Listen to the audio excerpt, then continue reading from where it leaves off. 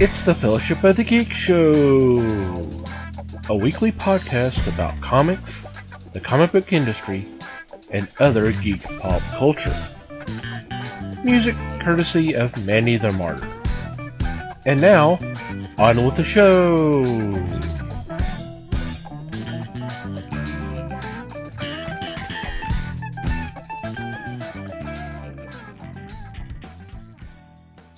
Hey there, everybody. It's the Fellowship of Geeks podcast. My name's Thomas Chick, and joining me for this episode is Mike Marlowe. Hey, gang. Les Webster. Hello, all. And Liz Newman. Hello, everybody. How are you guys doing? Doing well. Fine. Doing the neutron dance. Damn. Starting early. Had to be different, you know. You just missed the little dance I was doing with it. I swear, you give her an extra hour of sleep, and wow. Go straight to her head. I wish I would have gotten that extra hour of sleep. So I hope everybody's doing okay out there. So what's been going on in your corner of the galaxy? Well, my little corner's been quiet. Oh, God. For 2 whole weeks? No way. For 2 whole weeks. That is not possible. Oh, it has been 2 weeks. Yeah. Okay, back up. Oh, shit. My fault. It's on me this time. I did it. Well, you're going to pay for it because it's going to be about a 5-hour podcast. Mm-hmm. I was thinking a week because it was like, damn. Keep thinking that, Liz. Keep thinking that. 1 week. I haven't done a whole lot of anything. I changed my pajamas today. So that's Too what much I did. information. Right. Yeah, Well, knowing that. that's a victory some days, you know. Okay, 2 weeks ago, the last we left off, Soldier Boy had just been on Gen V. Well, he hasn't been back. All's forgiven, though. They did do the season finale. I've been like thoroughly impressed with this series. I have a friend, we get together on the weekend on Discord and we watch this, and the ending, both of us were like, what the hell just happened? Everything just went to hell like in the last 2 minutes of the show. Homelander shows up and then chaos. So it's kind of like, what the hell just happened? If you haven't watched this series, you really, really need to. I think a lot of people think that they have to watch all 4 seasons of The Boys to even get an inkling of what's going on here. Although it's helpful to know what like V is and how these kids became superheroes, you don't have to know any of that. If you just want to go in and watch this series, it stands on its own pretty damn good. Although, I say that, the last episode did set up the season 4 or 5. I can't remember which season we're on, The Boys. It did set that up really, really well. I'm so curious on how they're going to handle the new information they gave us with the new season. My understanding was that The Boys had already been filmed and it was a done deal before all of the strikes and stuff happened. They were waiting for, I guess, this to release. So I don't know. I guess in my head, it was kind of like, well, this can't have anything to do with that because that's already done. Well, duh. It's the same writer. He knew what the hell he wrote on that show. It didn't have to be done. Or, he's already done it. But, yeah, like I said, it's doing really good at standing on its own. I did not see that coming. Now, being a fan of Jason Blum, I've been known to see a twist when it's about to twist. You get used to seeing it being set up. I didn't see this. I totally did not see this. It did not go the way that they had led you, like I said, to the last 2 minutes of the show to believe it was heading that way. And, okay, well, this is going to happen and she's going to do this. No. Not at all. Well, you know what they say. Nobody expects a Spanish Inquisition. Dun, dun, dun. It was really good. It was kind of funny though, because Kripke wrote the first 5 seasons of Supernatural, and this is the backstory to this. When he was shopping Supernatural around, everyone he talked to, he was like, give me 5 seasons. I only need 5 seasons to tell this story, beginning to end, and it'll be done. So when Supernatural came to season 5 and he finished it. He was done. That's all he asked for was 5 seasons. Well, the executives and, the bigwigs at CW or whoever owned them at the time was kind of like, yeah, no, we can't let this go. You're going to have to come back in and finish writing this because, people are eating this up. Well, Kripke decided against that. And Chuck, I want to say Chuck Norris. It could be his name too, but Chuck took over writing, part writing the show and everything else. The boys got a chance to produce a couple of the shows and things too. But to say the least, Kripke did not expect Supernatural to go on 10 more years after that. So now we come around with the boys. He's got the material, he's talked to Garth about it and everything else. And he goes to Amazon and he's like, look, just give me 5 seasons to tell this story. And we can, we'll kick ass with this. Just give me 5 seasons. So, Amazon was like, sure. We've had some success. Supernatural's been really hot. Yeah, we'll do this. Well, now we're getting close to the 5 season mark. The Kripkes, they were asking him about, his plans for the boys and stuff. And he's like, well, if anyone has ever shot themselves in the foot about predicting the outcome of when a series should end, it's me. He said, so this time I'm just going to go with it. If it only is 5, then it's only 5. If it takes me to 20, we'll do 20. He's just, but I'm not doing that again. I'm in it for the long haul. But that being said, Amazon is pretty much like CW right now, and they're like, do it. Do what you do. People are loving this. It's one of their best original series, so they're like, just do it. Work your magic. You will regret it. All right, keep making us a crap ton of money, please. Mm-hmm. No, I'm just saying we've been down this road before with someone who created a show and said it's going to be 5 seasons, and then all of a sudden it's given a couple more seasons. We didn't. Well, I think for Amazon, having something this big that all their customers are liking is kind of different for them. Buffy was pretty big for the CW. Well, for and CW. And then got moved over to UPN. Yeah.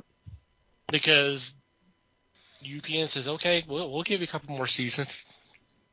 And then Whedon goes, oh, what the fuck do I do now? Because he kind of disjointed. He literally killed Buffy at the last, spoiler for the show, he killed Buffy at the end of season 5. That was supposed to be the end. Yeah. Well, that was the same with Supernatural. That's what I'm saying.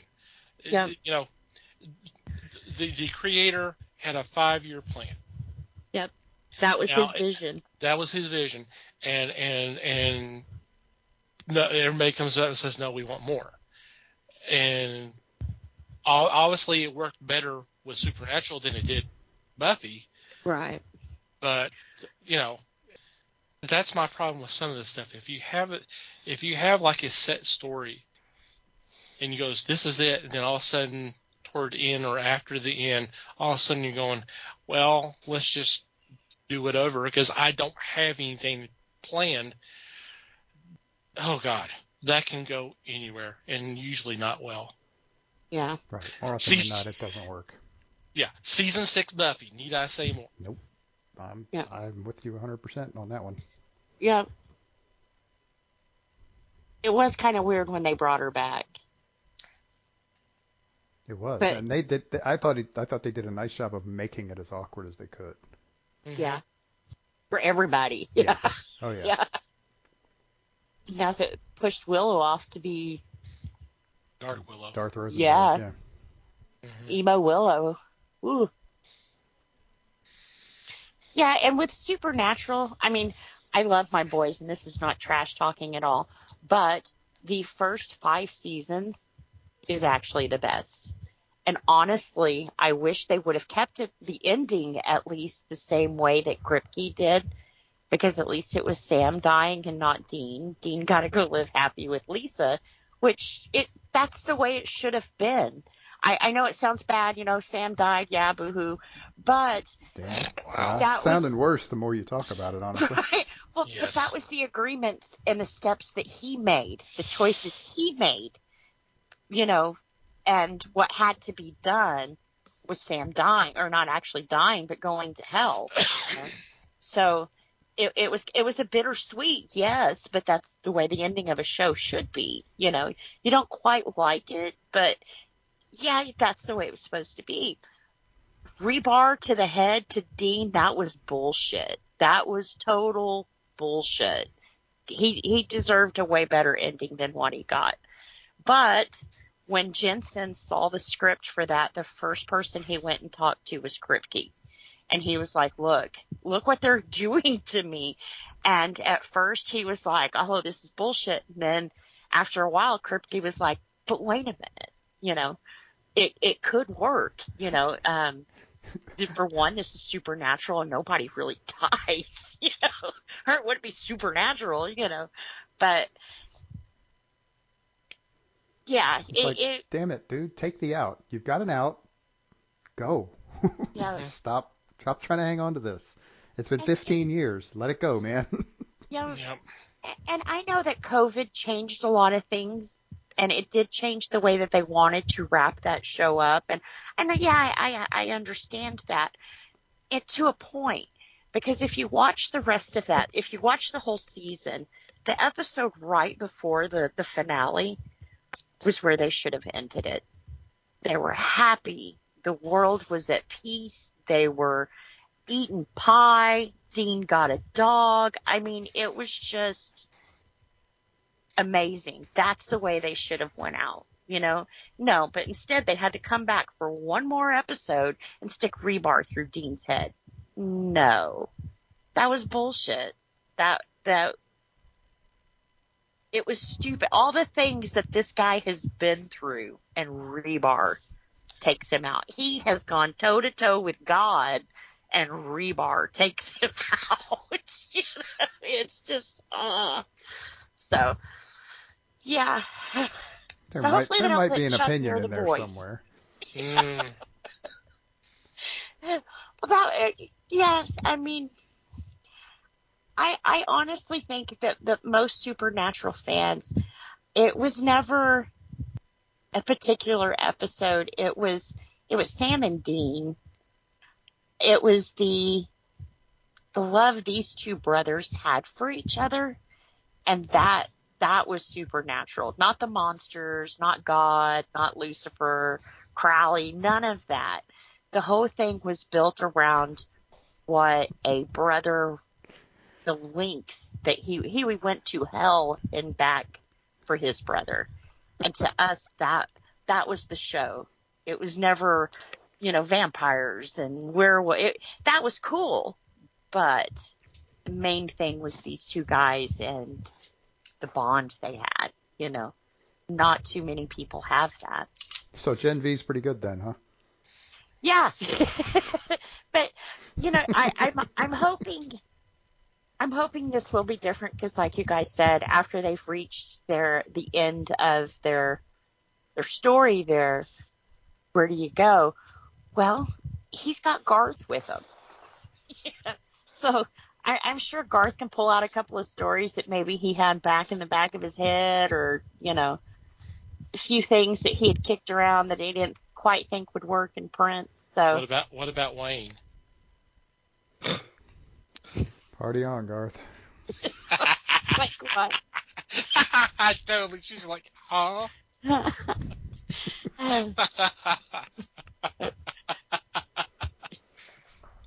Is this the real okay, life? now I get it. Yeah, it took me a minute.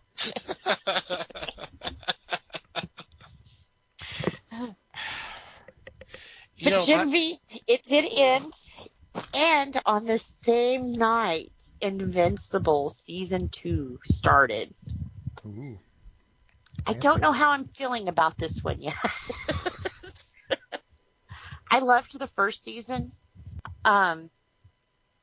It was brutal. It was cold. It was a good story. It was just, the first half of the episode, I'm sitting there going, I really fucking missed something because I don't know what the hell is going on. I thought he chose to not be with his dad, so it was kind of one of those, what the hell? And then you find out it was kind of, spoilers, it's kind of like a multiverse kind of situation that we were watching. God. Yay! So, yeah. So even my friend, we were kind of like, what the hell? Multiverse, Mikey. Oh, boy. I don't know. I think we said this. I can't remember if Mikey's the one who said it and I agreed with it, or I said it and just thought Mikey agreed with it. Sound like something Mikey would say. Yeah, I can understand that. Yeah. But to me, multiverse is almost like lazy writing. It is at this point because it's so popular, everybody's doing it. Mm-hmm. Yeah, and it gives you too many of those coincidences that shouldn't logically freaking happen. And they're like, oh, but wait, that wasn't this guy. That was Earth 616 guy. And it's like, who the fuck cares? No, that's not the way it works. Right. Well, So the problem is that they took a concept that comics took 50 years to develop, and they've crammed it into a 5-year span. Yeah. And so it doesn't make sense the way they did it, strangely enough. No. And so they're just using it as a damn crutch. The main deal, it is a crutch. It is. Because they're like, I don't know, we want this to happen, but I don't know how to make this happen. Doesn't make any sense in this world. Well, okay, we'll bring it from another world then. Yeah. We'll make it this guy from this guy. Yeah. And to me, it's just like, no, it's so uncreative. You could tell the story. Right. Yeah. There's other ways you could have done it. You just didn't want to think of a different way to do it. And I love Kirkman. That's why I'm like so frustrated with this, because it's like, dude, you've done better. What the hell? You made us wait 2 years for this. What the hell have you been doing? And the way that they're releasing, okay. I don't get this, okay? Now, I know 2 years ago we were in a pandemic. Mm-hmm. We were in a pandemic. It halted production on everything. I get that. I really get that. But haven't we been like a year without restrictions now? I mean, what the hell did you do with the year off? That's the problem. They had too much time. Well, and he was like, animation takes a really long time. And it's like, dude, I watch kids' cartoons. Bluey, okay? Bluey has a new season every year, if not 2 seasons a year. Now, how is that animation style any different than the animation you're doing? Animation is animation. And, it takes a while. That's a lame excuse, because that doesn't explain the story. None. I am thoroughly convinced that is that is the reason we got the Halloween Ends that we did, because that was not the original intention. But Yeah. they had a year plus off for them to sit around and putz around and go, okay, well, you know what? Let's do something different. And they did Give 'em a something new different, Michael. and it pissed most people off, especially most of the fans. I think they sat there and they listened to the criticism for a year of, oh, it's too violent and oh, it's too gory and blah blah blah blah blah blah blah, and they're like, okay, let's fix this. Let's rein in what we have and let's fix this. And they listened. What have we said? The loudest voice is usually the minority. They just scream louder, and that's what they did. Well, I agree. It was very violent and it was very gory and all that, but I accept that as there was so much set up in the first film that, you know what, it's okay to do this, because it's just I consider it a section where nothing really happens. It's just all of this, and then we can get back to an actual story. Yep. That's fine, because the in a intent. story, your middle is supposed to kind of boom. Your middle arc there. It's supposed to be the action portion. Yeah, I mean, God, look at the Star Wars trilogy. The most interesting stuff that happened was in Empire, in my opinion. It was the darkest, but over the overall story, it still works. It just seems that the original intention was the trilogy was supposed to take place literally overnight. It was supposed to be the lead up to Halloween 2018 and then end November 1st, 2018. That was the intention. Now at this point, David Gordon Green doesn't even acknowledge that. He says, no, the Corey story was supposed to happen. I'm like, well, that's bullshit. It is bullshit. Why did you wait till the very end of a trilogy to introduce a main character like that? Not only an end of a trilogy, an end of a franchise. Yeah. What is being touted. It's the end of the franchise, and you introduce a new character, and that is the focus for 3/4 of the film. Yeah. Maybe even more. More like 80. Well, and you took the main focus off the two main characters by introducing this guy. And I can't remember the daughter's name. Allison wasn't worth shit in the film, but that's because that's the way she was written.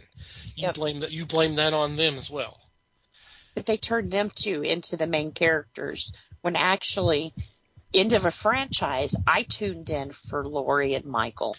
It was the beginning of them and the ending of them. Well, especially since the marketing, once again, the marketing says this is what's going to happen, and it doesn't happen until the last 5-10 minutes of the film.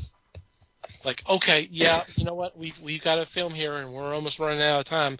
I guess we need to deal with this. We better wrap this up, right? Yeah. Yep. So. But in order to wrap this up, we're going to introduce a strange, freaky phenomenon that we've never talked about, where he gets his power from, and not like that's the first time this franchise has done that either. But right, they should have learned from the other. But had they have told some of this in the first, or we got to meet Corey in the first movie, maybe by the third we would have been like, okay, it might have made more sense. Yeah, this is how I would have done it if we had to do the Corey story. And I like the Corey story. It's jammed in one film. It should have been. Yeah. It shouldn't have been in one film. 2018. Its own film. Right. Well, yeah, or its own film. 2018. You reference that the accident happened maybe a year earlier. So now you have this buildup of he's the boogeyman until the real boogeyman shows up. And maybe there's some interaction between the two of them. Halloween Kills would have been really cool if you think about it. If you have literally two Michaels killing at the same time. Yeah. You got the real Michael at one part of the town just a weapon of mass destruction. Then you got Corey off on his own, getting revenge on the people who've treated him like shit. Okay. And then Halloween Ends resolves the battle between the two of them, and that way it doesn't take up 90% of the film. to get to that point. Yeah. You could And spend with more- having a copycat, Lori would have been a little bit more precautious because she's already killed somebody once by accident thinking it was him. that so- doesn't exist in this continuity. I'm sorry. Oh. Remember, we only had the first film in You're this not, trilogy. you're not wrong. It's just that You're not not wrong. supposed It's to just- play into this, right? Right. That would have been a good I mean, play good then. Lord, Yeah. I'm not going to question your knowledge of the Halloween franchise. How many times have you watched it in the last 6 weeks? Right. Quite a few. Right. Back to More than back. I have, that's for sure. So, And I wonder why I'm depressed. In your sleep, even in some cases. But yeah. so something similar to that. I mean, it could be Yeah. reworked totally, but it would make more sense. It would make more sense, and you're not pissing off people, and it would actually kind of been kind of interesting. It would have. What Yeah. what would you do when you literally have two Michaels going around killing people? Which one's which? Which they kind of played with that in the second one as Phil. But that was totally stupid. But Yeah. I think the question in my mind is, how do I turn this into a King Kong versus Godzilla moment? yeah, How do we get them to fight each other? Well, that was another weird thing. I don't know if Michael would have worked with a partner. He wouldn't have. he wouldn't have. Yeah. No But way with in that- hell. I don't. But they showed him doing that in the film, Which, or to a degree, because he was following Corey. and and to then me, kill- that and kill kind of something. added a weakness to him. I don't know. It was an interesting idea. I liked it. It should have taken place over 3 films and not be the predominant story in the any of them, conclusion. right. Yeah, Especially to in the the end. conclusion of a trilogy, conclusion of a franchise, How whatever. many years? Yeah. Mhm. Yeah, it's just I think that was a very bad move on their part, Yeah. and that's someone who's saying I like the story. It just doesn't completely work. Right, it doesn't fit. I would watch it again, but I didn't care for the last one. I think out of the 3, I liked the first 2 better. The second one being my favorite. I liked the 2018, but I really liked the second one. To me, it was kind of Michael is pissed, and here we go. Yes, Yeah, I- what happens when you piss off a force of nature? exactly. You keep poking, and here he is. Well, and that's something else that has been brought up, and I think was brought up in that video I've posted on Discord, that the review that Dr. Wolfula did, and that's really good because not only has he spent a lot of time on Halloween Ends, he goes over the franchise itself and in the trilogy. If the whole thing with Halloween Kills is the more he kills, the more stronger he gets, and all of that, then how in the hell was he able to survive 40 years in prison, or not prison, but in the sewer. No, I'm talking about him between the 78 and 2018. Oh, yeah. He spent 40 years in Smith Grove. He should have been. If the whole thing is, if he doesn't kill, he gets weaker and weaker and weaker, then how was he able to survive all that time? Yeah. And that's another thing, because they spent the whole time of the first film going, he's human. He's human. He's not this supernatural threat or da da da da. Then they turn around and do Oh, but he is. kills, saying, well, he transcends the more he kills. Then all of a sudden and then in that last one, okay, he's a 6-year-old man who has several bullet holes in him, a lot of stabs, been beaten, bruised, and this and that, and all of a sudden he's just weak as fuck. And how is he not dead? And if he got his powers from killing, after racking up a body count that he did in the second one, how did he get so weak in the sewer? Well, Shouldn't that have restored him, and been...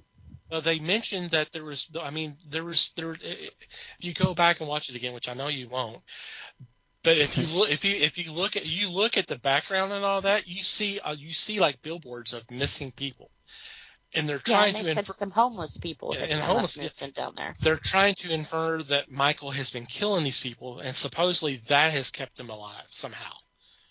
You know, that's given him enough power to keep on going, but he's still incredibly weak. But I'm like, but if he's human, that shouldn't work. If he's human, it's Yeah. all bullshit. Hmm. It's like they don't know what they were doing. Not that it was ever said in a movie or anything else, but my opinion of Michael was that he got his power from fear. And it was always how no matter where you ran, no matter where you hid, he could find you because it wasn't you that he was sensing, it was your fear. And that's why he would take so long to pose bodies and everything else for the next victim to come in and find, because it was that fear. You know, or sitting there looking him dead in the eye as he's killing them, it's because the fear that he was getting from them that made him more powerful, and you know. And we do need to move on, but I want to make this one more point that Dr. Wolf is mentioned in this mega review. He talks about the fact in Halloween Kills, as much as he loves the film, Michael's not a stalker. No. He's not a stalker in this one, where in the first film, even when you don't see him, you might see him in a shadow, you might see the white mask somewhere deep in the background behind a character, that kind of thing. That doesn't happen in Halloween 2018. No. It's not. So the thought was, even when he's not there, he's there. I mean, that's how the film even ended, showing the scenes of the different houses, and you hear the breathing. It's like, when he's not there, he's there, and that's totally not in there in 2018. And I'm like, you know what? You're right. I hadn't thought about that. It doesn't diminish how much I love the film. I loved Halloween 2018, but it's like he's not the stalker. That's what made him. That's what made the film. Yeah. Was that he's there when he's not there. Weird you say that. I was watching, maybe it was Revenge of Michael Myers, and there was a shot there where the girl was standing there, and like in the very, very blackest part of the door, you start to see that white mask appear. And it's they quit doing that, you know, and that's the way it was always just subtle at first. That was actually in Halloween Returns, the fourth one. Mm-hmm. Because the scene was the sheriff's daughter talking to the deputy about the reinforcements coming in. Yeah. And then there's just this one point where you just see this little white spot appear out of nowhere, and then disappears, and you see someone turn to look, like they thought they saw something, but they weren't sure. Yeah. That's one of the things I like about Halloween 4. It definitely caught the spirit of the first film. Yeah. So. Yeah. So yeah, all in all, I liked it. I did watch the Halloween Ends a few times this season, though. Just saying. So. But for Invincible, Invincible. They did set up our villain, but with the pandemic, it being delayed and everything else, they're not doing the first 3 episodes at once like Amazon normally does.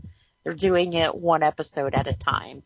And not only are they doing it this crappy way, there's only 8 episodes. So they're going to play the first 4 episodes and then take a break and then come back with the last 4 episodes.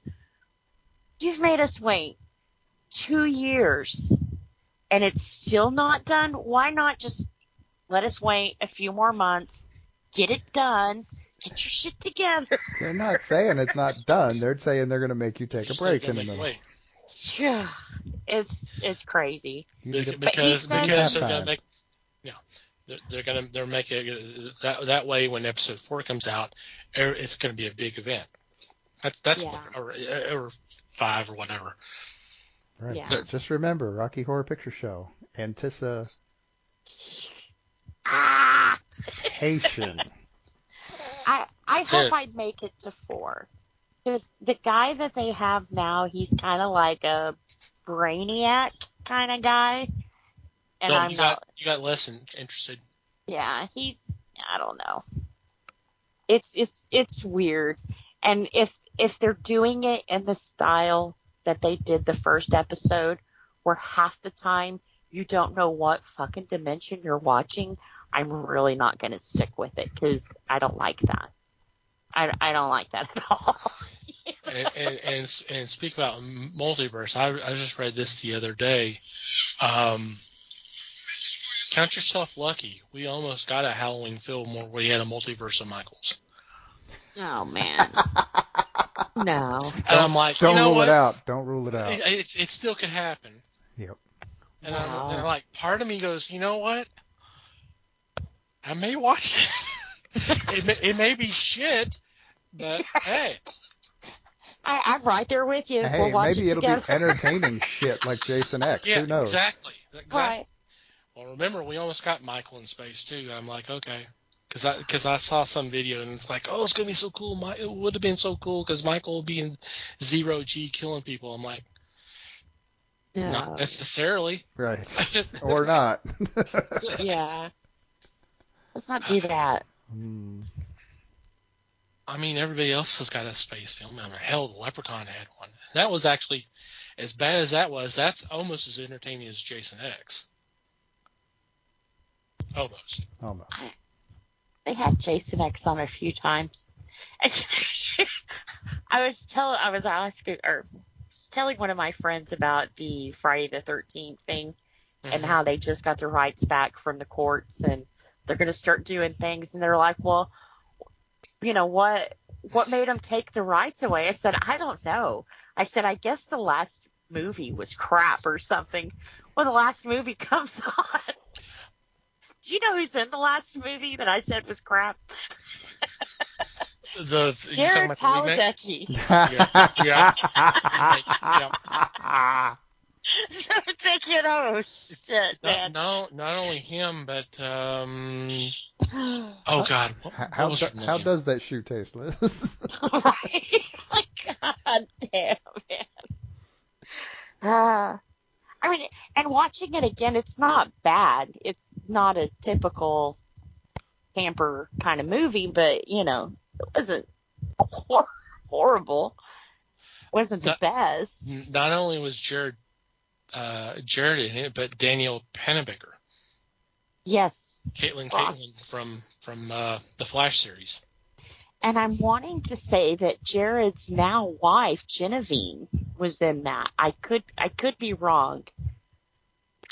It was either her or Jensen's wife, Danielle. Or Danielle? I'm pulling up right now. You said Juliana Gill? No, Danielle. Well, who's the other one? Genevieve, I think is her name. Genevieve. Okay, I can't remember. She played in a couple of different things with what is her name? I'm not seeing her name.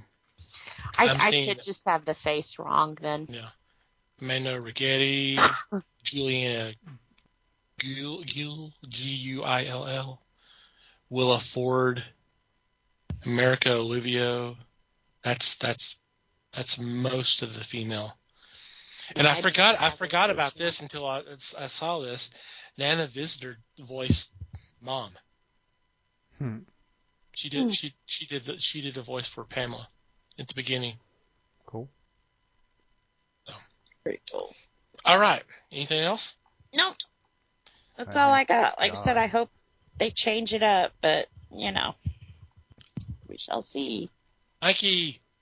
Oh gosh, I'm afraid to talk about anything because it'll go back to Halloween or Invincible or The Boys. Well, or good luck. The Walking Dead or who the hell knows what.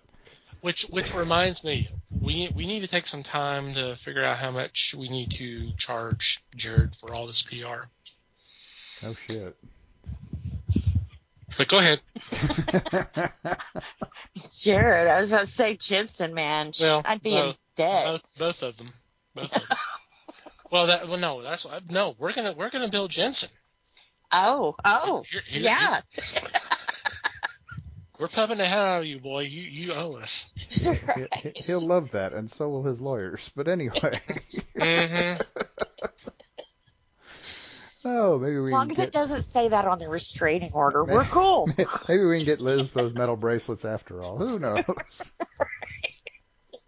Give me that autograph. Uh-huh.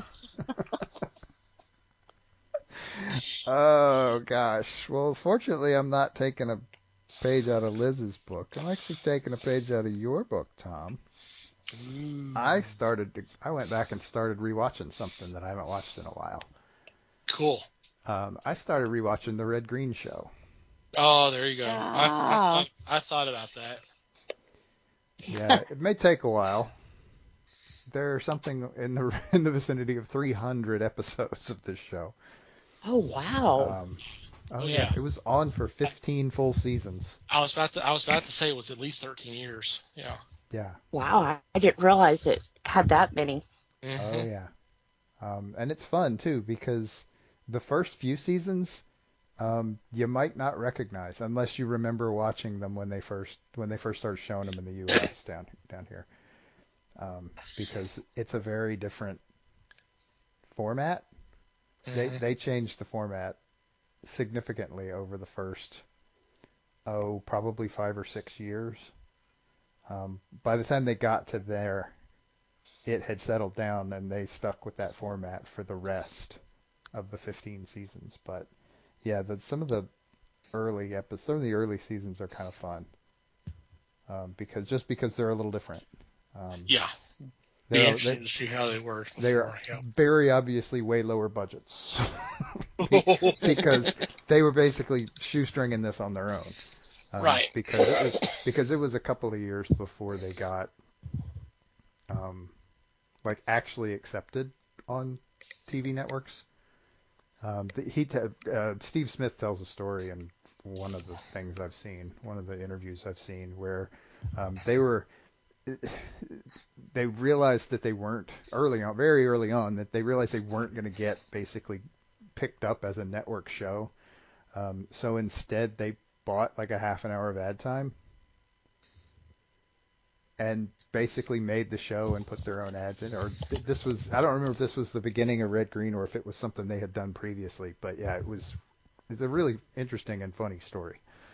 I don't obviously tell it as well as Steve Smith does, but there's a lot of fun stuff in the show, and it's going to take a while to get through it, but it's been a while since I watched it, and it's on several different, you can find it. I mean, for crying out loud, they've got full episodes on their YouTube channel. Yeah. The Red Green has a YouTube channel, and they've got full episodes there. I'm watching it on Tubi. You can get it through 3 or 4 other streaming services also. They have certainly made this thing available. Mm-hmm. I just noticed it's on Sling, Roku, Crackle, Plex, Fubu, Philo. Redbox charges a penny an episode. What a ripoff. Amazon charges $1 an episode. Yeah, Amazon. They can get away with that shit. Tubi gets free. You know, it was funny. I'm pretty sure I mentioned it way back when, but you know, his son used to stream on Twitch, and he would actually stream some of the episodes and kind of do some of the behind the scenes stuff and chat with the chat, which was kind of cool. But he stopped doing that, and he just started, you know, playing games and all that. I was like, oh, that seems strange for the just cut off like that. So Well, my guess is the reason he cut off like that is because he went legit. You can find the Red Green Show on Patreon.com. Here's a plug I wasn't expecting to give. And for as little as $1 a month, they do a monthly podcast episode, which is basically kind of the same format that they were doing there at the end of the show, except obviously it's audio only, and it's him, and it's Dave is a character on the show now, basically. Oh. And they've got, I mean, some of these guys, I mean, the series started in '91, so some of these guys, and they were not all young to begin with. They had careers Right. before, so some of these guys are gone now. Yeah. And so they've had to come up with some new characters and do some fiddling around with formatting and stuff. But yeah, they do every month a roughly 30-minute episode comes out. That has for like 3.5 years now. Okay. Pretty cool. Well, that explains why he just disappeared. He's too busy doing that. Yeah, Right. he got a paying gig instead. Mm-hmm. We used to watch him all the time when he was on PBS. Mm-hmm. And then I think the last thing I remember is he did that movie.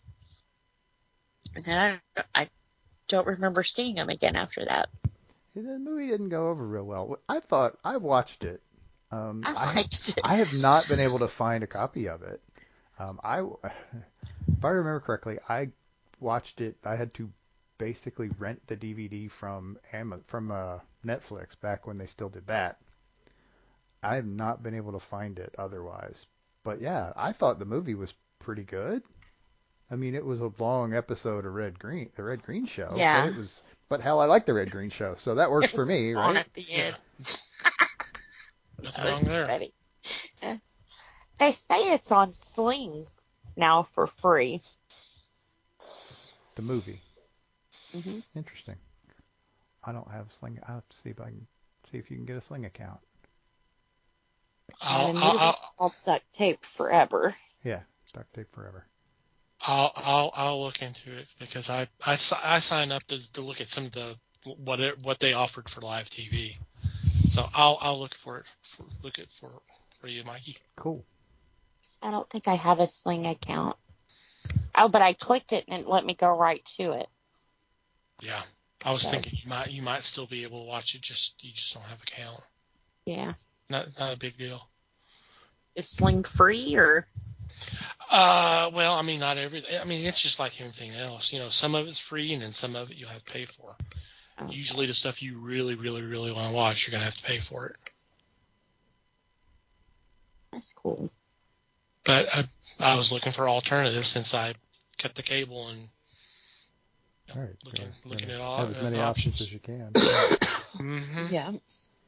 Preferably that don't involve paying hundreds of dollars a month in streaming service fees. Right. Liz.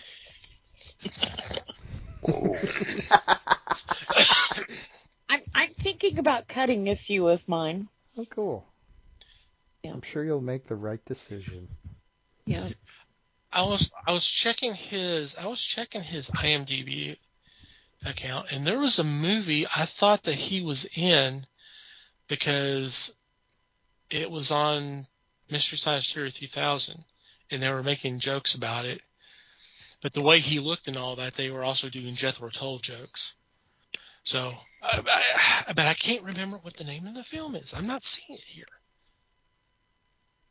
Because it was a Canadian film. It's gonna bug me. I'm gonna spend the rest of the episode looking for it. They Well, got we a know lot of it's good not stuff Strange here. Brew. Fairly certain anyway. Did MST3K ever do a Strange Brew episode? Mm, I doubt it. No, I'm sure it's been done by Riff Tracks and them. I never For sure. watched the movie. I don't know if it was bad enough for them to even bother with it. But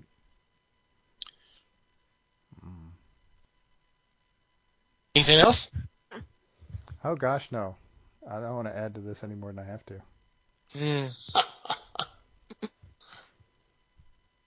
Okay.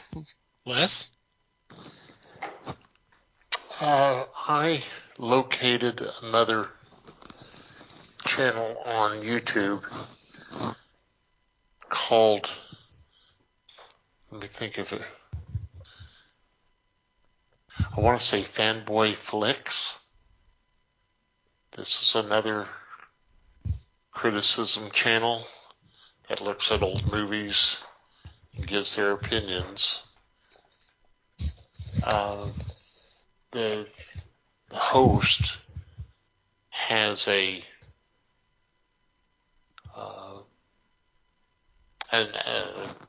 series of letters, WMWM, which stands for Weird Movies Michael Watches.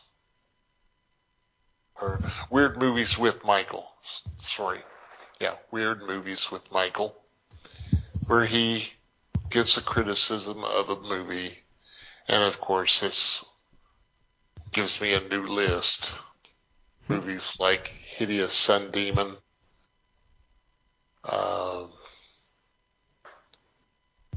that Attack of the Crab Monsters, which is glorious. So frickin' funny. So if you get a chance, track them down. It's on, like I said, it's on YouTube. And then as soon as I finish watching one, I usually flip over to search, find where it is, and watch the movie. So I'm hoping to come across, I'm sure it's in there somewhere, The Giant Claw, which is one of the most absurd movies ever and has the goofiest looking monster by far. So, like I say, if you get a chance, locate that channel, and hopefully you can find the Giant Claw there. If you dare. If you dare. Abandon all hope. Abandon all taste, anyway.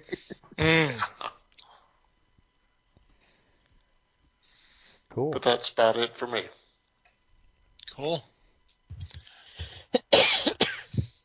Okay. I guess I remember it wrong because it does not look like he was. The film is Final Sacrifice, and he is not in it, but there is an actor that kind of looks like him, so I guess they were making Red Green jokes off of him, and I just didn't catch it. There you go. It's been forever since I've seen it, so my memories. You could be forgiven for this.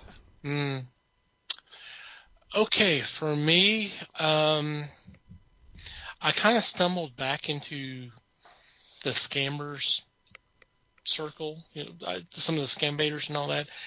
I watched a couple, but it led me to one that I've really taken to. It's just within the last couple of days, I've been binge watching his videos on YouTube. The channel's called Misfit Corner Scams. And he's different from the others as they actually are trying to not only waste the time of the scammers, but hopefully gain some access to information that they can turn over to authorities. One of them, Kit Boga, I know I've talked about him a while back. I saw one of his for the first time in forever, and he's actually teamed up with AnyDesk. This is the AnyDesk is the program that allows you to access another person's computer and be able to do things and that kind of stuff. So what has happened is if he gets a call and talk to one of these scammers and they use AnyDesk, he can send that information to AnyDesk, and what they do is within minutes they can access all the equipment that's in that call center and shut it down. They can't use AnyDesk on those computers to commit scams to people. They can't use it. Oh, that's helpful. That is very helpful. That's cool. In this particular case, they said there was like 4 or 5 other cases, and they were able to get that information, contact those people saying, hey, you're being scammed. Stop. You want to stop this right now. So this is really cool. This is very, very cool.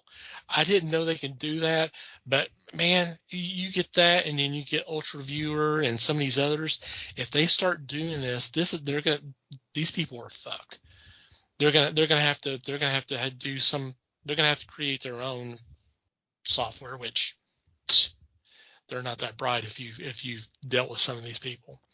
But anyway, Misfit Corner Scams, what he does is he returns calls, or he gets the emails and he contacts them.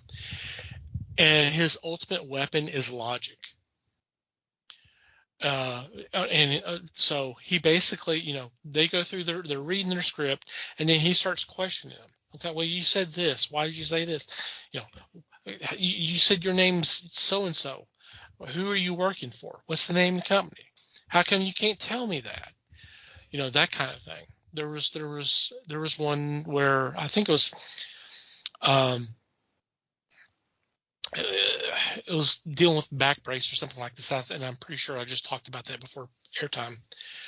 The person was trying to verify his information, and he went along with it for a little bit.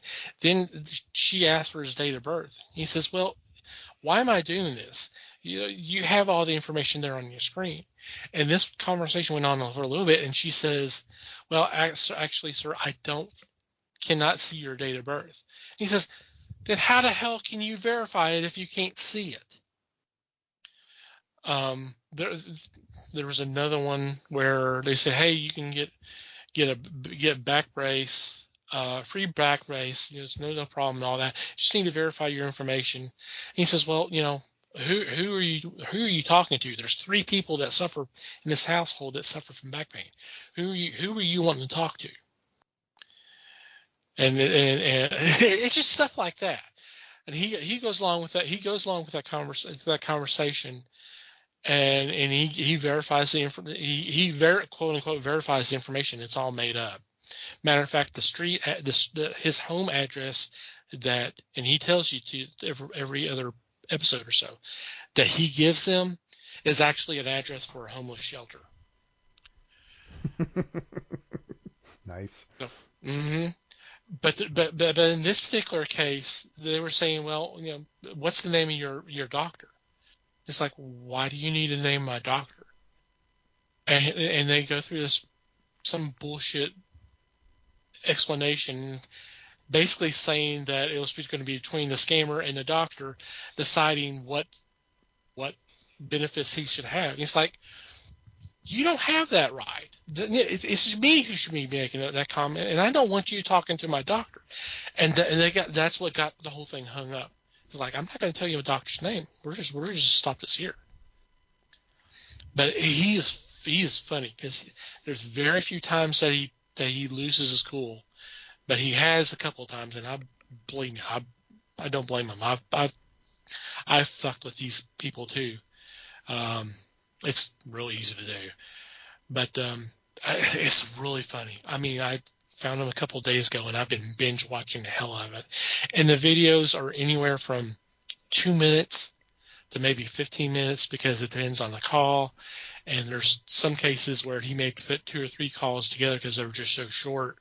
And he calls it a day in the life.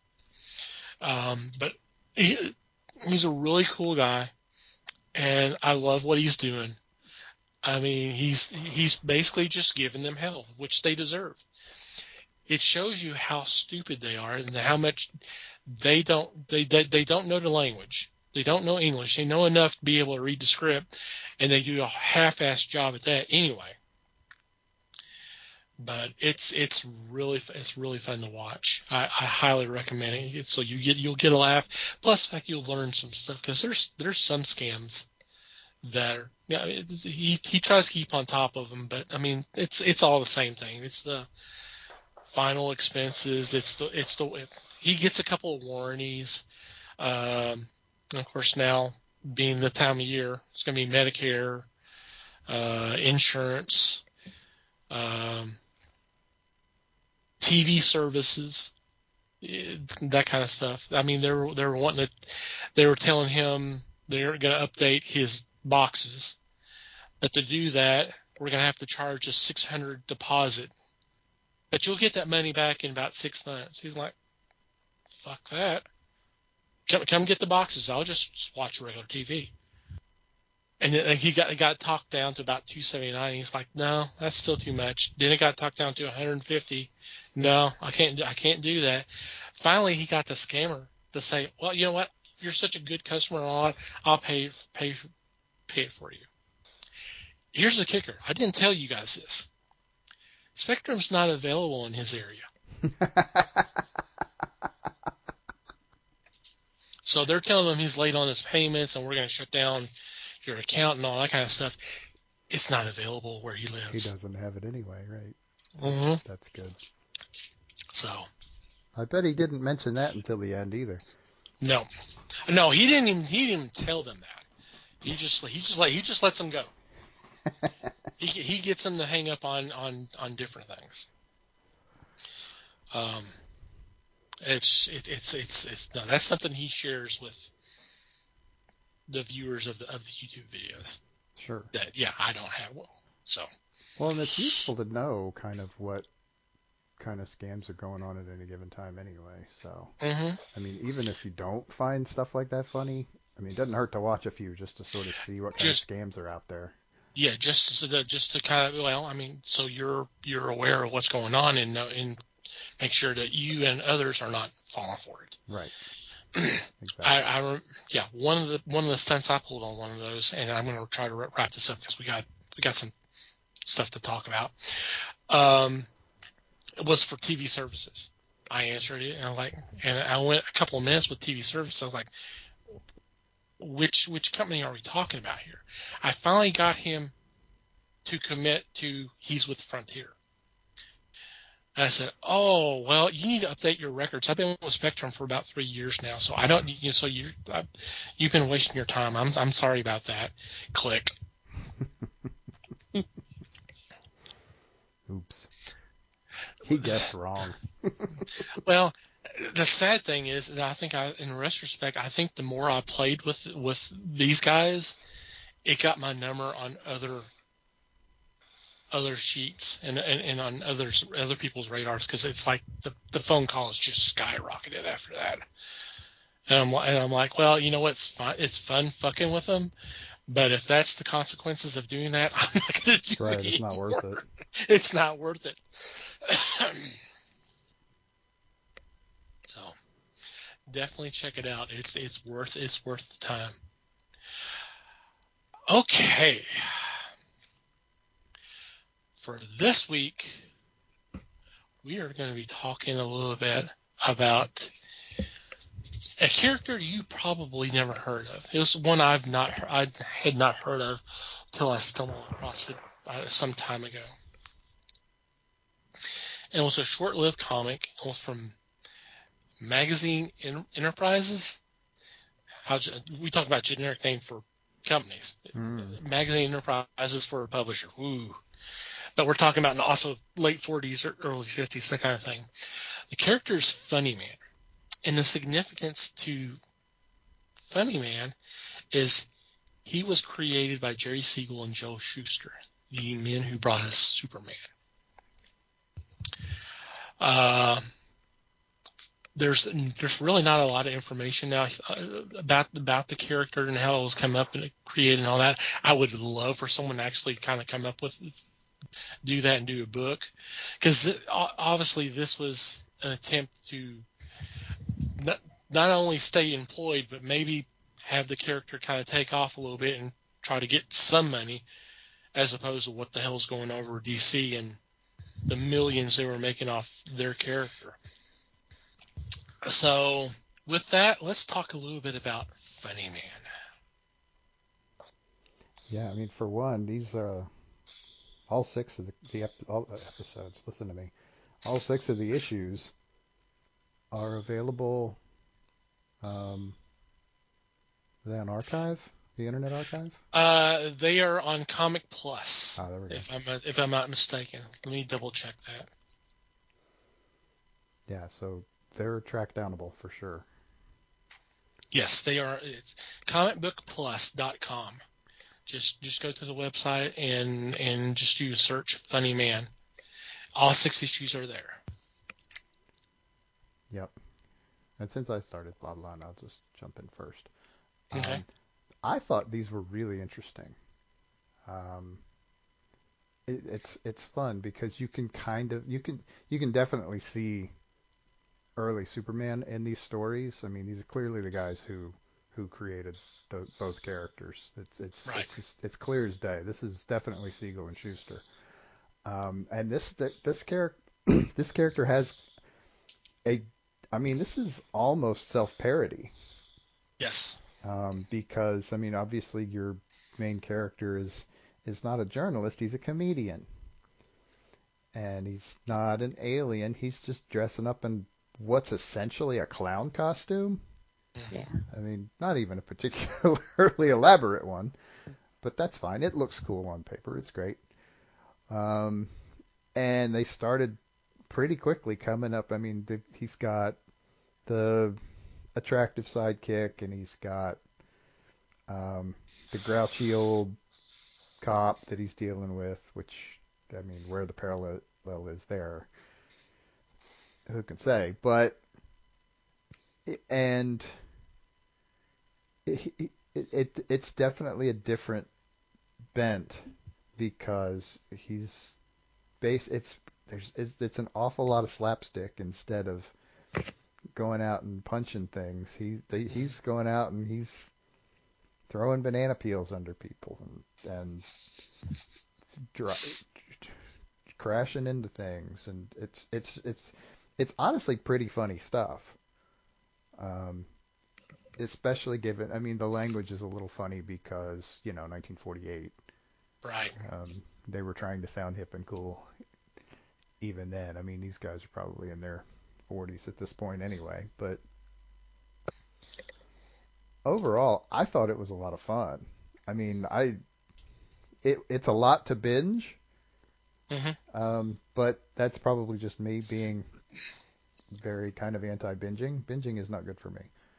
I overload fast, so I did have to read these kind of quickly, and I didn't mind doing it, was the fun part. I got to the end of the 6th issue, and I was like, okay, cool. Still finding it funny, still finding it an interesting parallel. Still seeing interesting stuff in the new characters that were being created, and the bad guys that were actually fairly interesting bad guys, really. I enjoyed it quite a bit. Yeah, I agree with you. It's kind of a crime that this never really caught on, and I'm not sure why. And I would love to find out why it didn't. I guess it's because it was a newer publisher or some such, and yeah, you have to wonder about distribution or something where the publisher's that small. I mean, even if it was on the newsstands, you're surrounded by the powerhouses of DC, and you got EC Comics, and you got early Marvel. Obviously, they were called Timely Comics at that time. Yeah. But I love the visuals. I thought the origin was funny because he is a comedian, and the whole thing is, if I remember correctly, it was a publicity stunt where he was supposed to go to a bank and where a holdup was going to be happening, and he was going to do his thing and all that. Come to find out, the bank was actually being robbed at the time he showed up. So he just got involved, got the crooks and all that, and then a hero was born. I thought that was cute. That's pretty good, yeah. I think it's definitely different. It's definitely different compared to, all the other stuff that are clones of other heroes and all that kind of stuff. It's very clearly not Superman. Right. And I think that's important. They totally stayed away from the whole Superman, to where it's so anti-Superman, so you could avoid comparisons. But which is funny because they then turn around and started essentially, like I said, making fun of superhero comics. Yeah. Which I thought was fun. Yeah. I had saw somewhere, and I don't think it's on Wikipedia, but I think it's something that I read somewhere, that the inspiration for his look I'm not talking about the costume, but his face and all that was inspired by, oh God, I'm blanking right now. I just had his name and now I'm blanking. Danny Kaye. I could see that. Mhm. Danny Kaye was the inspiration for I can't remember his name now. Larry Davis. Larry Davis. Yeah, so I'm like, yeah, I could see that, and it makes sense considering the time. It makes total sense to do that if you're going to do that. So, yeah, these were fun reads, and yeah, I get what you're saying about being long, because they were 30 something pages, and there's a lot of dialogue. That's something that's amazing about the Golden Age comics. It seems like there's a lot more dialogue than there is now. Mm-hmm. And I'm not even talking about narration boxes or thought balloons, that kind of stuff. I'm talking about actual dialogue. Mm-hmm. The pages are full. Yeah, I suspect that part of it is that these days there's more emphasis on the artwork. True. Well, and more emphasis. Well, I was about to say action, but the comics back then had some action, but not to the extreme that it is now. Yeah. So, okay, Les, your thoughts, or Liz, either one. Yeah, Les, go ahead. I was going to say, oh, don't let them choose, because they'll be pulling this. Oh no, you go first. Oh no, you go first. Don't make me flip a coin. I don't have a lot of input than what you guys have said. I read part of it. She's mad that I went first. No, No, I'm yeah. kidding. No. Wow.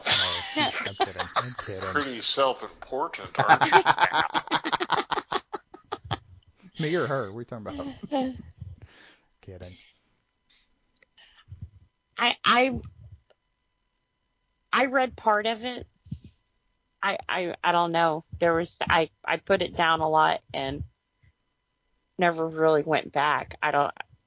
You didn't get. It's not that into it was bad. Right. It just didn't hold my attention, I guess. But I did watch a few YouTube videos and stuff on it. And I guess I think it being a new comic, for one, is why it didn't take off. And two, I know today we know a lot more of the artists and the writers and that kind of thing behind our books. But I don't think back then it was, it was buried in pages of, stuff. It wasn't real, this is Joel Shuster's work, or, the covers say from the creators of Superman. Oh, did they? Then, yeah. I don't know then. Because I was curious, maybe if people did know it was from those guys, if they would have watched it.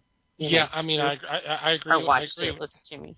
Yeah, I agree with you. Yeah, I mean, if it just said Siegel and Schuster, back then people would not know. But the fact that they try to capitalize on the fact that, hey, these guys created Superman, so you might want to check this out. You may enjoy this as well. Yeah.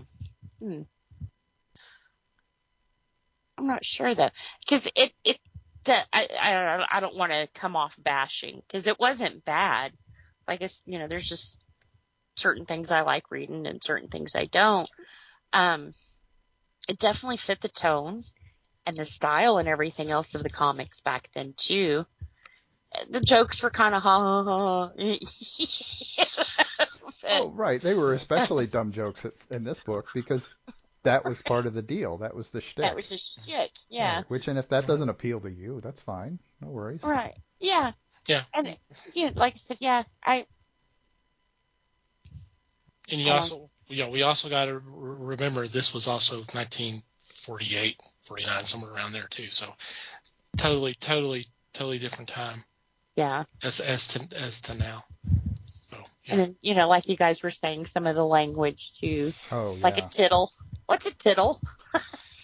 Some of the euphemisms and shit that they were using were just, they were out there. I mean, Yeah, it would be easy to just sort of not pick it up, Yeah. especially if you hadn't had much exposure to stuff this old.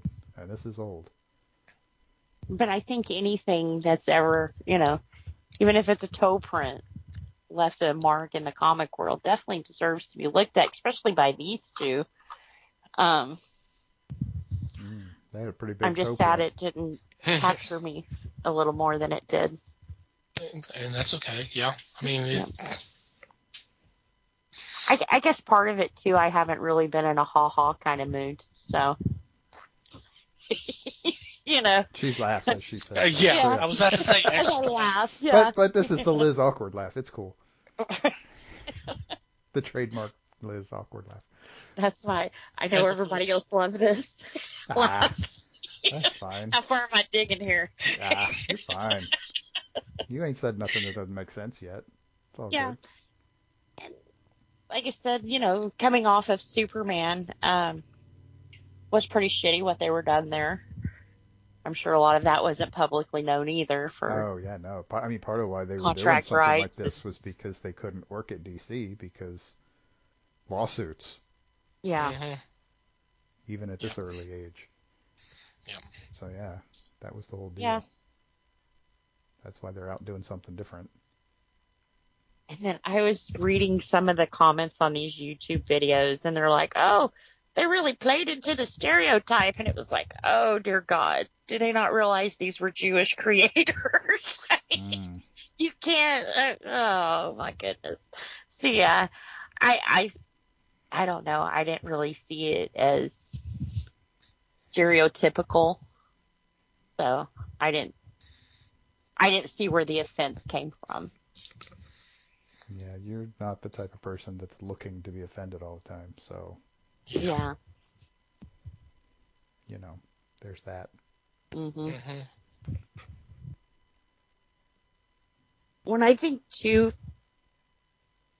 I think most of us older people we can look at something that was maybe offensive today, and we're like, oh, but that was made in the 60s. And it's not that it was okay back then, but, it was.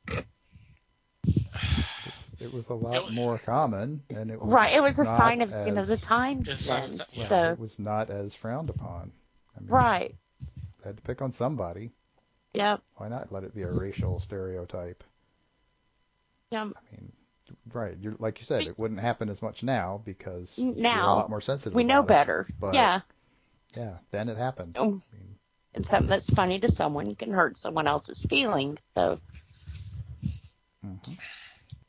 And you run into a lot of that looking at comics, especially comics from this far back. yeah. I mean, it's not just comics; it's across all media. But Well, I had just posted a thing on Discord. I don't know if it was today or yesterday, where it shows all the things that we've cut out of Tom and Jerry cartoons. Cartoons were bad. Yeah. They were Yeah. bad. I didn't realize. Yeah, I mean, there was a lot of things that were like, yeah, that was pretty bad. But I didn't understand that their way of correcting things, like if it was blackface, well, we'll just make him an Indian.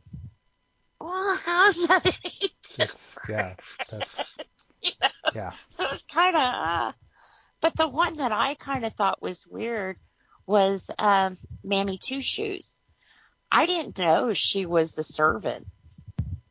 I don't think the cartoon ever made reference that she was the servant of the house. I just thought she was the lady of the house. She took care of the cat because that was her cat,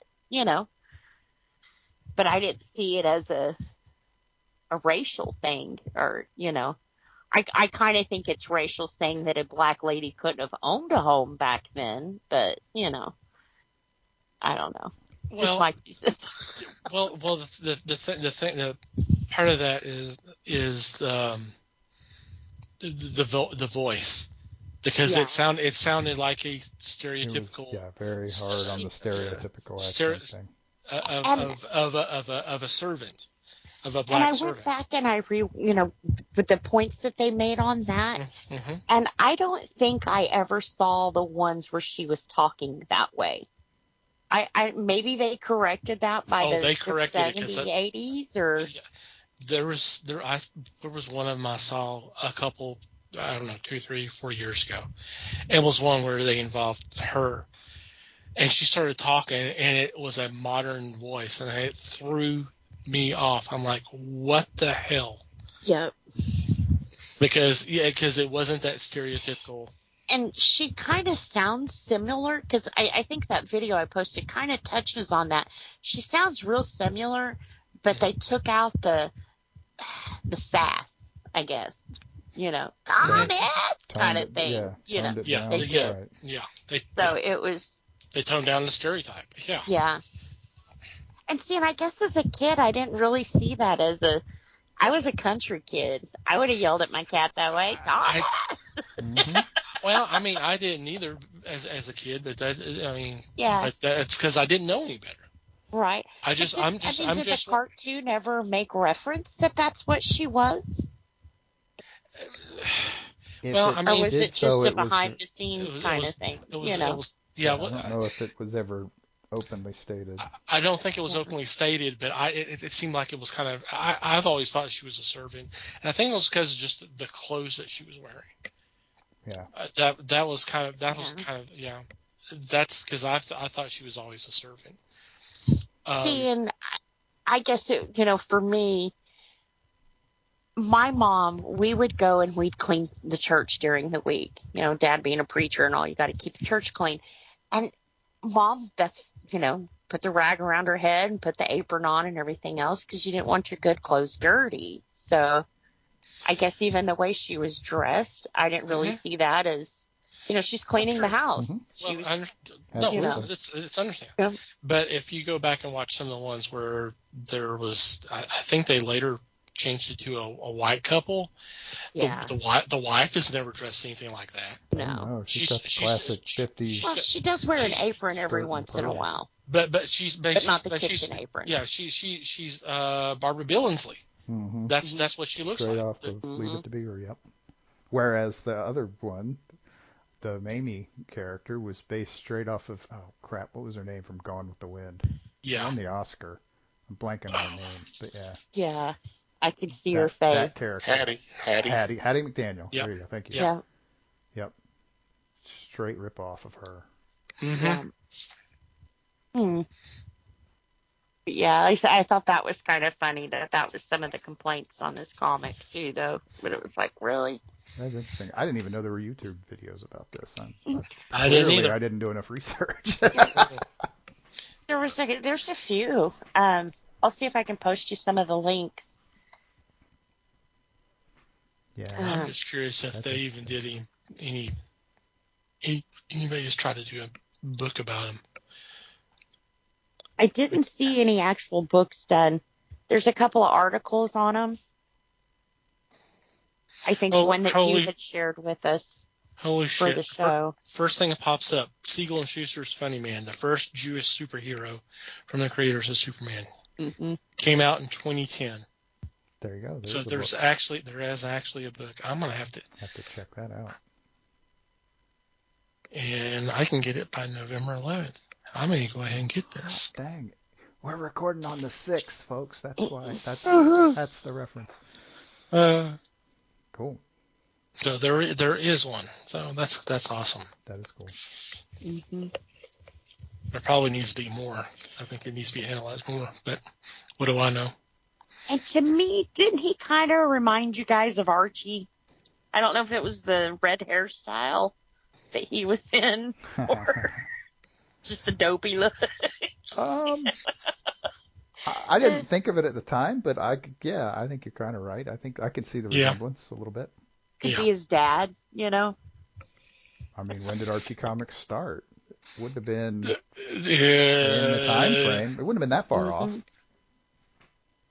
I think he'd been around for a while. Let me look before that, but I don't know that for a fact. What was Archie's last name? Andrews. Okay. I knew that. As soon as y'all said it, it was like, yep. Well, I knew Hattie McDaniel's name too, but I couldn't remember it. Yeah. That's what happens when you get old. Well, they used to do the mystery things, and that's the way he started them off. I'm Archie Andrews. And in my little town, Archie's first appearance was Pep Comics number 22, December 1941. Oh, that's a good time to come out. Oh yeah, Comic book. great time to drop a comic book, sure. But yeah, so Archie had been around a bit. For about 6-7 years, somewhere around there. Yep. So who knows? There might have been some influence. That could have been. Yeah. But he is so anti-Superman. I'm sure that was the goal. Mm-hmm. Yeah. Totally. Because he's not muscular. He's rather slinky and Right. Not dark Just a hair. man. Not tall. Yeah. Yep. The jaw is fake. Yeah. Mm-hmm. Added a nose. Yep. Not a lot of costume. Not a lot of mask. Just kind of enough. Mm-hmm. So, Les, your thoughts? First, I'd like to ask Liz, please repeat what you were asking. What was what again? You said early on you were talking about something they spoke of. You didn't you said, what the hell is... What's a tittle? Spell it, please. Tittle. Tittle. I'll have to... According to Google Dictionary, it says it's a tiny amount or part of something. Like a jot. Like a little, Yeah. Like a but tiny, just a yeah, tittle. In I the started saying that, just a tittle. sentence they use says the rules have not been altered one jot or tittle since. So I mean, you just use jot. So yeah, it's the same thing. There you go. Yeah, I think. I was about to say that was also the imaginary character on MASH, but that was actually Tuttle. So never mind. Yeah, the first thing I thought was titter, which would be a high-pitched laugh. Yeah. But yeah. You know, it was one of the first or second story. He had said something about a tittle, and it was like, There you go. what's a tittle? Right, and part of the deal is you can get disconnected from something real fast if you're having to look up half the words you're reading because they're in some slang that you're not familiar with because it's 75 friggin' years old. So, it's all good. Yeah. Speaking of which, this would be the 75th anniversary. Mm-hmm. So For Les, me. yeah. Okay, for me. Mm-hmm. I'm going to start with, I enjoyed this very much. It was a ways from superheroes, which was good. Superheroes were prevalent during this time frame. This said, hey, we'll try something different. I enjoyed it.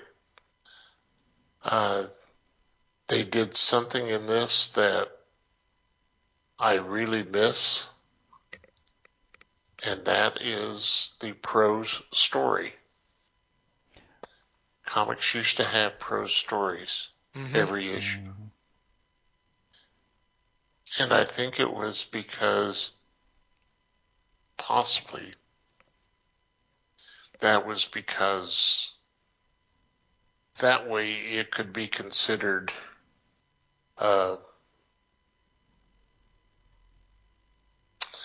it could be considered literature.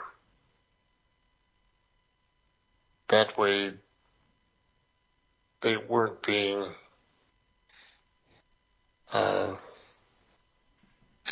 listed as pure crap.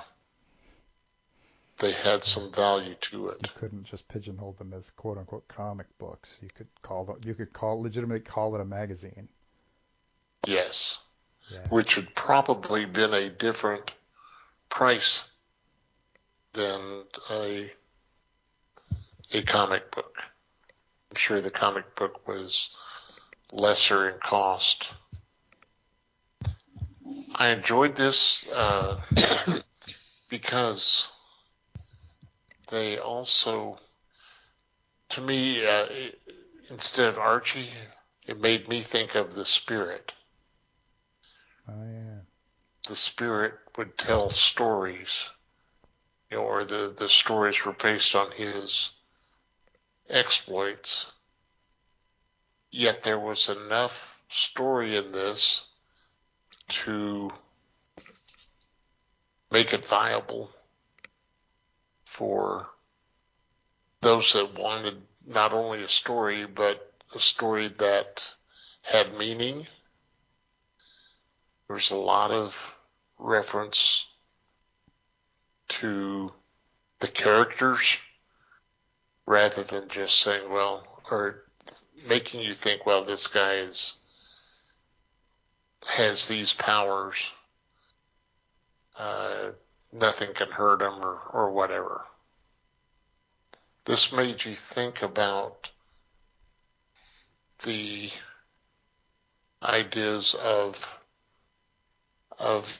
being considerate to people, to showing what mattered to me, and that's exactly how it hit me, because it did. I guess I'm talking in circles. Sorry. No. It's just something to sit back and go, I know a guy like that, or hey, I know where you've been. And to me, the Spirit was like that in several ways.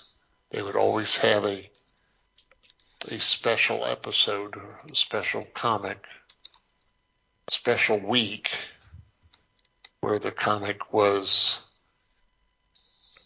thick with pathos. You would have the villains, but you would also you'd take some time out and think about others. As far as the artwork goes, I thought the artwork was fantabulous. I'm just wondering how much involvement that Siegel and Schuster did to this, because this sure didn't look like their earlier stuff. Yeah, that was still the days of the studios. I'm sorry? That was still the days of the studios, like Bob King having about 12 people doing his art. And then he just put his signature on there, and hey, we're good to go. Yeah, you're right. I'm not saying Schuster did that, but yeah, I'm sure it was. But we're not saying he didn't either.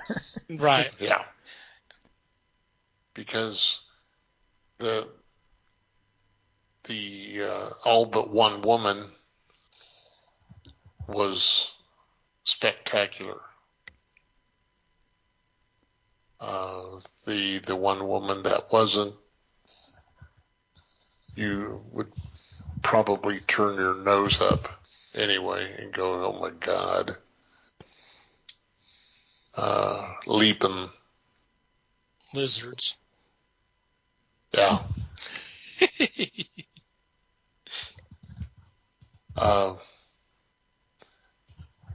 But to me, the art was very fine. The men were kind of drawn in a comedy fashion, but the women were drawn to appeal to the reader. Of course, they leaned on the boys to purchase these all the time. Mm-hmm. I appreciate you posting this, Thomas, because it was fun and informative. Mm-hmm. I too may have to find the copy of the book just to have them diagram it a little more for me. Because personally, I would love to see who did the artwork. They did a fantastic job, and they deserve a lot more credit than is being given them, by me at least. So I tell you what, Les, go ahead and get it, because there's only one copy left on Amazon, so go get it, man. No. You do. You go ahead. Please. I can let you borrow it if you like. That's fine with me. Okay. Yeah. But if you folks can track this down, it's well worth the time to read. It's only 6 episodes, 6 comics. Yeah. But you're looking at 36 pages of work. And to me, it's really worthwhile. Worth checking out. Yep, it's interesting stuff for sure. And I'll tell you what, guys. I'll make it easy for you guys. I'll post a link to Comic Book Plus, and where you'll have to sign up to download those episodes, but you can actually read them online as well. So if you prefer to do that, then do that. But That's you can cool. also download them all. Yep, we'll get that in the show notes for sure. So we made it easier for you to get it. Woo! Okay, any final thoughts before we take a quick break? Nope, I think we pretty much emphasized checking this stuff out, so I think we're good. Okay. On that note, we are going to take a quick break and be back with Geek News for you.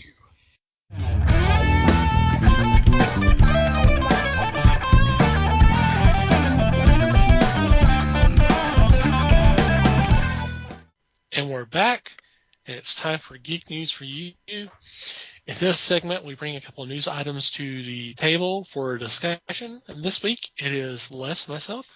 And Les, please go first. Thank you, sir.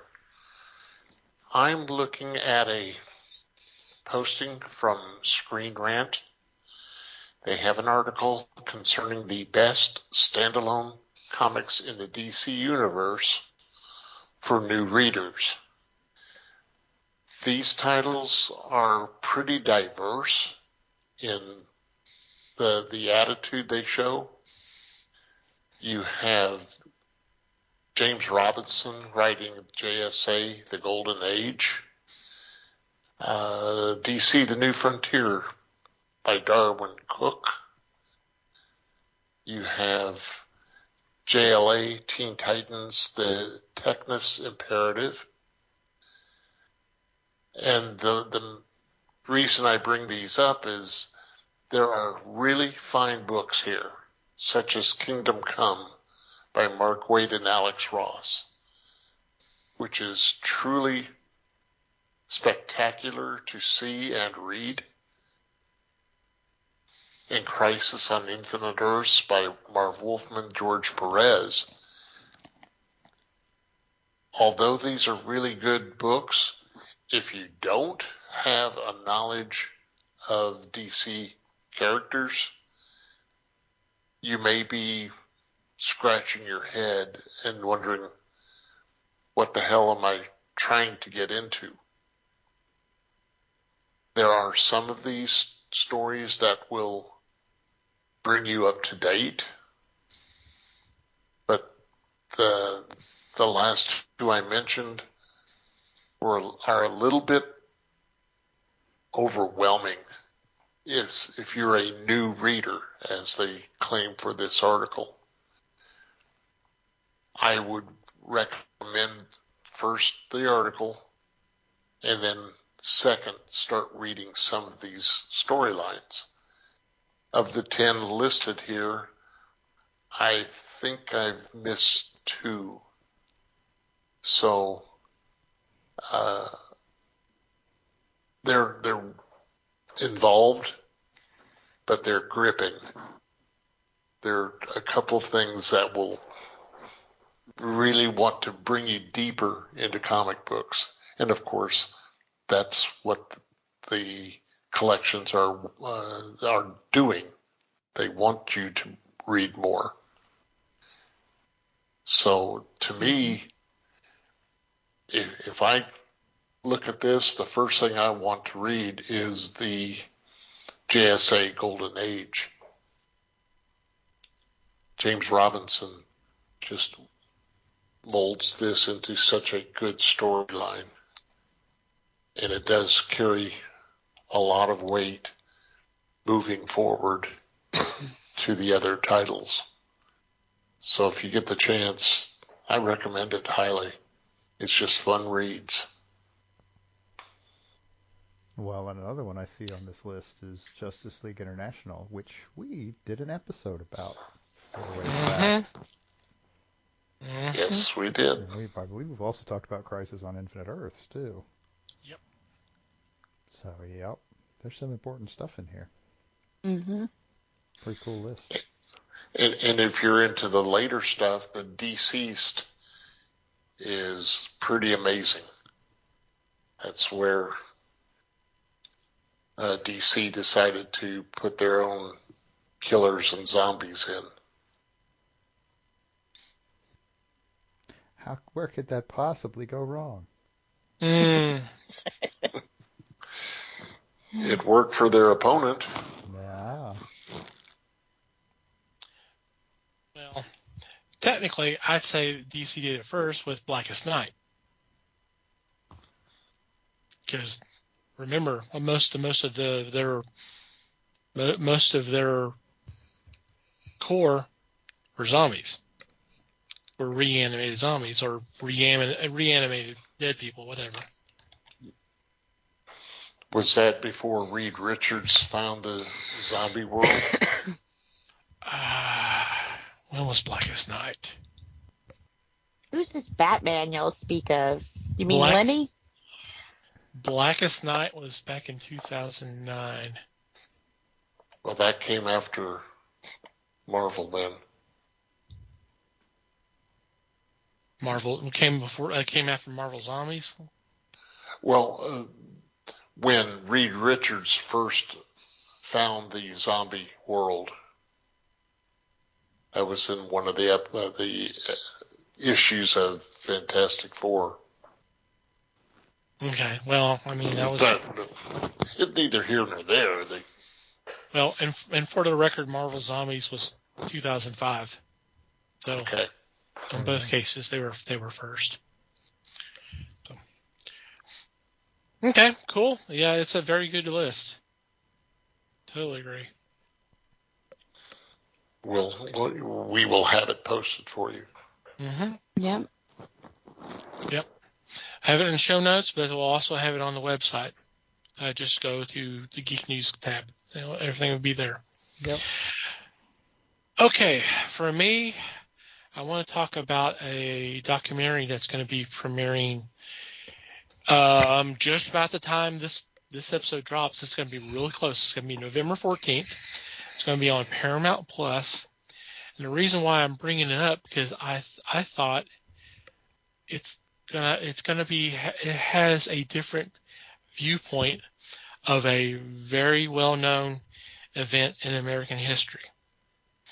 And the title of the documentary is JFK, What the Doctors Saw. Ooh. And this is supposed to reunite all the doctors that were there at Parkland the day JFK was assassinated. And the thing is, and there's a trailer in this article. And the thing that blew my mind because I've heard this, but it's always been kind of, it's been kind of speculated. But one of the doctors, it says, quote, several of those doctors were there, remain certain that what they saw looked like an entry wound, a bullet wound in JFK's throat. an observation that contradicts what Americans have been told by numerous official investigations. This revelation would indicate that someone shot the president from the front, challenging the decades-old government narrative that Lee Harvey Oswald acted alone. And there's going to be a lot. I think there's going to be a lot of documents and stuff showing up. Maybe not. I don't know. But at least they're getting all the doctors that were there that day that dealt with the situation. And I don't know if this is the first time they've all gotten together. Maybe, probably. But I'm very interested. I would like to see this. I would like to hear what they had to say, not just because of what happened, but just how it affected them. Because it was just like the rest of everybody on that day. It was a normal day, and then all of a sudden, all hell broke loose. It's not like they don't treat bullet wounds and all this, but this is the freaking president, and it was also the governor of Texas too. So I'm very interested in this. As am I. Yep, sounds interesting. And once again, it's called JFK: What the Doctors Saw, and it starts up November 14th. Cool. Yeah, I think part of being a student of any kind in the Dallas area, I will go on a limb and say nearly all of us looked into it at some point, even though some of us hadn't been born yet when it happened. There's always sort of been the mystique around it. And so I think we've all kind of toddled off to the library and done some research just out of curiosity's sake on this. Yeah, I was thinking about that the other day. I was thinking you and a mutual friend of ours did that during the college days. Yeah. Yep. There's a few of us that kind of got the idea in our heads and had a university library handy, so we kind of went over there and went nuts. Just to see what we could find. Yep. So. It's interesting. Mm-hmm. It has the potential of being a really good documentary. Yep. Sounds like. It does. Okay. Any special shout-outs or mentions this week? Don't think so. Not me. Well, November 14th is another date in history. It's a little bit more local. That is the day that Liz joined the podcast. Aww. November 17th, 2017 is when she joined. 2017. Y'all haven't been able to get rid of me since. Oh, were we trying? I'm sorry. No. Not that I'm aware of. Not in a while, anyway.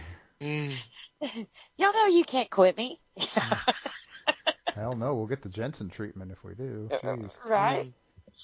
I'll wake up in the garage with handcuffs on again. Jeez. Again, huh? How good you caught that?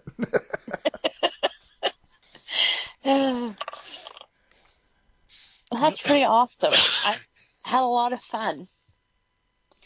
It's been a lot of fun. Mm-hmm. Yep. We have how many do we have now, Mike? How many episodes? No, not episodes, but deleted stuff. Oh God, I don't know. I usually associate it with an episode number. I don't count them. A lot. A lot. A lot. They're not all about Liz, but there's an awful lot of them that are. I mean, we rename it to Liz out of Liz Field in her honor. Well, I'm glad you guys put up with me because honestly, I could not have done this last year without you guys. So, thank you. Well, we're lucky to have you, and we do love you, even though we give you a lot of shit. A lot of shit. A lot. A lot of shit. A lot. It's the It's day not you like you guys don't. don't that I wonder what I'm doing wrong. It's not like you deserve it. Well, heck, I know you're usually under the bus with me, Les, so Well, thanks yeah, for that's that. true. Yeah, see, Les was ecstatic to have you come along because it was always Les under the bus before. You cut down his tire tracks on his back by 50%. Isn't that cool? Yeah, At I least. took 2 of the tires for you. All right, this is venturing off into a weird tangent. Yeah, let's go ahead and wrap this up. So we will move on to our regular shout-outs. I want to thank Pop Goes the Culture Podcast Network for allowing us to be part of a great group of fellow podcasts. In our show notes, you'll see a link where you can check them out. We also want to thank the fine men and women who make up Podern Family, who've been so kind enough to spread the word of the fellowship on X by reposting our links. Yes, the whole thing's bullshit, but that's okay. We recommend that you check them out. The best way to do that is to do a search, #PodernFamily, one word.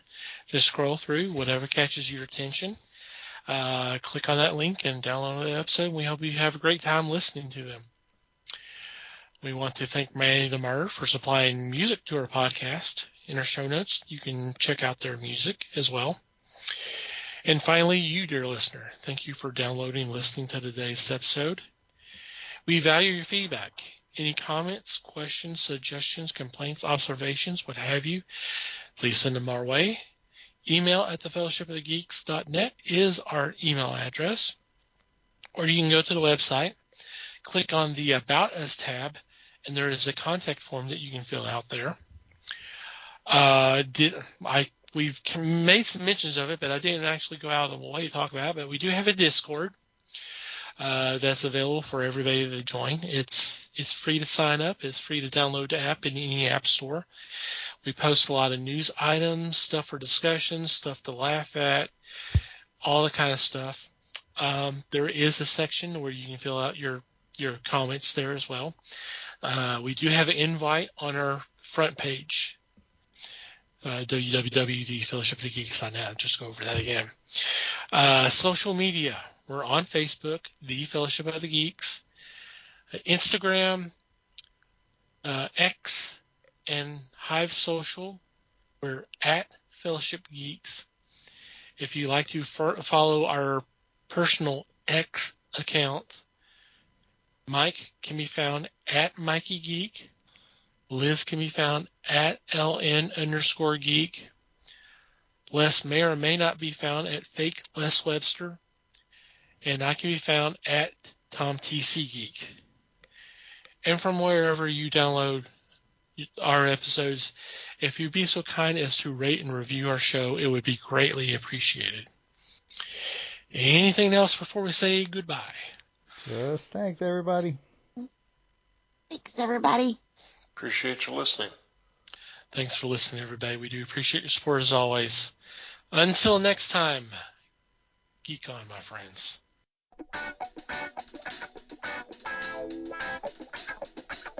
We thank you for listening to the show. Comments, suggestions, and questions can be sent to email at thefellowshipofthegeeks.net. You can follow us on Facebook at The Fellowship of the Geeks and on Twitter at Fellowship Geeks. Until next time,